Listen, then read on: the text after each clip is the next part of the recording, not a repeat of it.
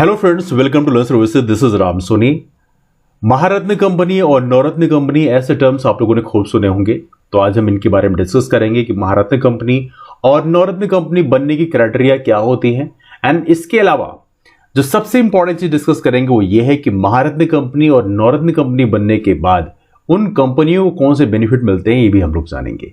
लेकिन एज आप नो जो चीज चर्चा में है वो ये है कि एक सरकारी कंपनी है ऑयल इंडिया लिमिटेड, जो कि अब एज ऑफ नो बन गई है देश की 13वीं महारत्न कंपनी। तो आइए इन सभी चीजों के बारे में एक एक करके नजर डालते हैं। तो पहली बात तो यह है कि न्यूज़पेपर ने भी इसको प्रॉपर तरीके से कवर किया है कि गवर्नमेंट ऑफ इंडिया ने ऑयल इंडिया लिमिटेड को as of now Maharatna status दे दिया है। नाउ ये बन गई हमारे देश की 13वीं महारत्न कंपनी। नाउ यहां पे क्वेश्चन ये है कि 13वीं महारत्न जब बन गई है तो एज ऑफ नो हमारे देश की बाकी जो 12 महारत्न कंपनी है वो कौन कौन सी है। तो यहां पे पूरी लिस्ट लिखी है। BHEL Bharat heavy electricals limited, BPCL Bharat petroleum corporation limited, CIL coal India limited, gas authority of India limited GAIL, HPCL, IOCL, NTPC, ONGC, PFC, power grid, RECL and SAIL. ये एज आप नो हमारे देश की 12 महारत्न कंपनी पहले से थी और इसी लिस्ट में अब ऑयल इंडिया लिमिटेड का भी नाम हो गया, मतलब इसका नाम है OIL। तो कुल मिला के एज ऑफ नो हमारे देश में 13 महारत्न कंपनी हो गई हैं। कंपनी की यदि हम बात करें तो एनुअल टर्नओवर ही बताया गया है कि इसका एनुअल टर्नओवर था 41 करोड़ रुपए के आसपास और नेट प्रॉफिट था लगभग 9,000 करोड़ रुपए के आसपास। तो ये सारी चीजें प्रॉपर तरीके से आप बताई गई हैं। इसके अलावा एक अच्छी इंफॉर्मेशन ये भी है कि ऑयल इंडिया लिमिटेड जिसको as of now Maharatna status मिला है, 2010 में इसको नवरत्न स्टेटस भी दिया गया था। नाउ सबसे इंपॉर्टेंट चीज जो हम लोग डिस्कस करेंगे वो ये है यहां पे, जो कि एज ऑफ नो आपको पता होना चाहिए कि महारत्न स्टेटस बनने के बाद में आपको कौन सी बेनिफिट मिलते हैं, आपकी कंपनी को कौन से बेनिफिट मिलते हैं। अभी क्राइटेरिया तो हम लोग जानेंगे, लेकिन इससे इंपॉर्टेंट है कि इसको बेनिफिट क्या मिलते हैं। बेनिफिट ये मिलते हैं कि यहां पर जो मॉनेटरी सेलिंग होती है, जैसे मान लो कोई भी नई चीज खरीदनी है, किसी जगह आपको इन्वेस्टमेंट करना है, तो उसके लिए कोई लिमिट नहीं होती। मतलब महारत्न कंपनी का जो बोर्ड ऑफ डायरेक्टर्स होते हैं उनके पास ऑटोनॉमी होती है कि वो हर एक चीज के लिए उन्हें गवर्नमेंट से अप्रूवल नहीं लेना होता है। प्रॉपर तरीके से वो कहीं भी इन्वेस्टमेंट कर सकते हैं। पते प्रकार से कह सकते हैं उन्हें ऑटोनॉमस स्टेटस का दर्जा मिल जाता है ना।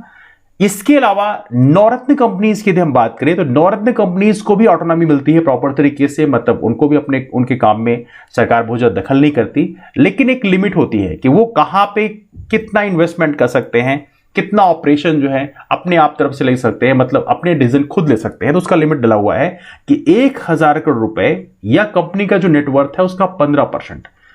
किसी भी सिंगल प्रोजेक्ट में आपको यहां पर इन्वेस्ट करना है तो गवर्नमेंट के अप्रूवल के बिना भी आप स्टार्ट कर सकते हैं। तो नवरत्न कंपनी में लिमिट होती है 1,000 करोड़ रुपए और 1,000 करोड़ रुपए या 15% नेटवर्थ का, जो भी यहां पे बेसिकली देखा जाए तो जो भी कम होगा उतना ही आप इन्वेस्ट कर सकते हो। तो ये लिमिट होती है नवरत्न कंपनी में, लेकिन महारत्न कंपनी में ऐसा कोई लिमिट नहीं होता। मतलब वहां पर जो भी वो करना चाहे वो कर सकते हैं, उन्हें एक प्रकार से ऑटोनॉमी मिली होती है। तो ये दोनों में एक बड़ा डिफरेंस होता है, महारत्न बनने का एक बड़ा फायदा होता है। नाउ इसके अलावा यहां पे देखा जाए तो सबसे ये जो न्यूज है इसके बारे में ऑलरेडी हम डिस्कस कर चुके हैं, लेकिन महारत्न जो भी बनी है, ये जो हमारी कंपनी है, इसकी यदि हम बात करें ऑयल इंडिया लिमिटेड की बात करें तो अभी इन्होंने नुमालीगढ़ रिफाइनरी लिमिटेड को एक्वायर किया है और इसके चलते इनकी जो पोजीशन है काफी अच्छी हो गई है, दैट्स व्हाई इन्हें बेनिफिट मिला। नाउ इसके अलावा एक और महत्वपूर्ण न्यूज है जो चर्चा में है, वो ये है कि ONGC विदेश लिमिटेड, देखो ONGC as of now already Maharatna company है, लेकिन ONGC विदेश लिमिटेड ये एक अलग कंपनी है। ONGC की सब्सिडरी के रूप में आप कह सकते हो, दैट्स डिफरेंट कंपनी। इसको भी अभी हाल ही में नवरत्न स्टेटस दिया गया है और इसके चलते एज ऑफ नो हमारे देश में 14 नवरत्न कंपनी हो गई हैं। तो आपको दो चीजें पता चल गई, हमारे देश में as of now 13 Maharatna company है और 14 नवरत्न कंपनी हो गई हैं। 14वीं नवरत्न कंपनी जो बनी है वो है ONGC विदेश लिमिटेड। ये दोनों चीजें आपको पता होना चाहिए। नाउ अब डिस्कस करते हैं कि इनकी क्राइटेरिया क्या होती है। प्रॉपर तरीके से यहां प्रॉपर ये बना हुआ है, एक चार्ट बना हुआ है। तो महारत्न स्टेटस बनने की क्राइटेरिया क्या है पहले देख लेते हैं। तो पहली बात, आपके पास ऑलरेडी नवरत्न स्टेटस होना चाहिए, तभी आपको महारत्न स्टेटस दिया जाएगा। ऐसा नहीं कि आपको सीधे महारत्न मिल जाए। इसके अलावा इंडियन स्टॉक एक्सचेंज में प्रॉपर तरीके से लिस्टेड होनी चाहिए। अगला एक कंडीशन है जो सबसे इंपॉर्टेंट कंडीशन है, इसको आपको पता होना चाहिए। एनुअल टर्नओवर 25,000 करोड़ रुपए से ऊपर का होना चाहिए पिछले 3 साल का, है ना। लास्ट 3 साल में 25,000 करोड़ रुपए से ऊपर का एनुअल हर साल का एवरेज टर्नओवर होना चाहिए। एवरेज एनुअल नेटवर्थ की बात करें तो पिछले 3 साल में 15,000 करोड़ रुपए से ऊपर की होनी चाहिए।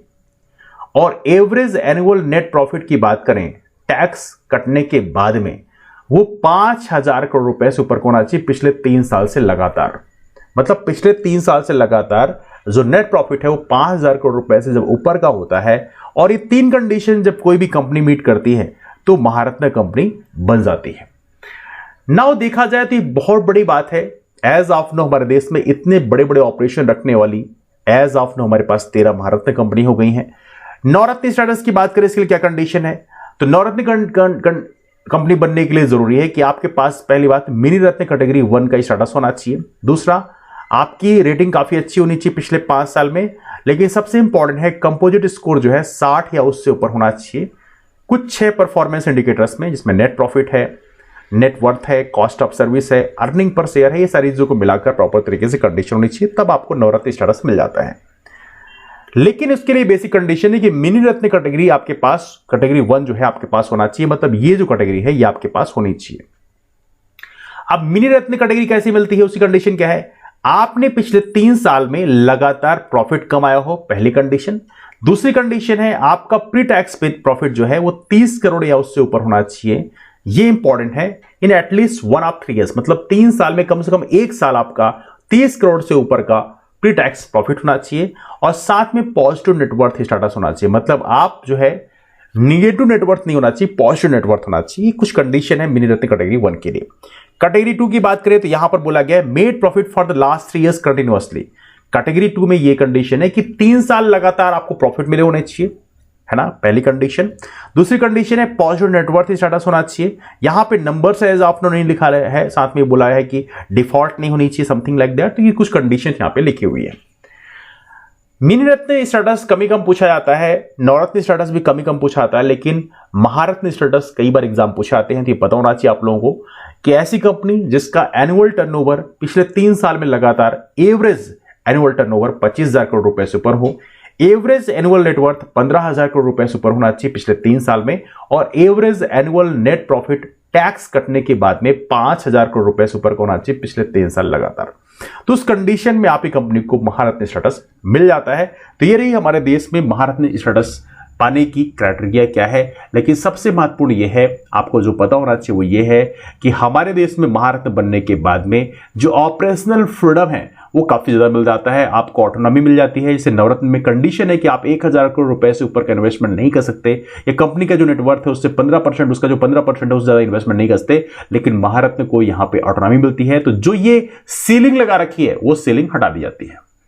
तो ये रहा डिस्कशन इस टॉपिक में। आई एम श्योर इससे आपको कुछ ना कुछ बेनिफिट मिला होगा। डिस्कशन को यहीं से वाइंड अप करते हैं, मुलाकात करते हैं आप उस पर। तब तक के लिए bye bye, take care, have a wonderful day, keep moving forward and take care.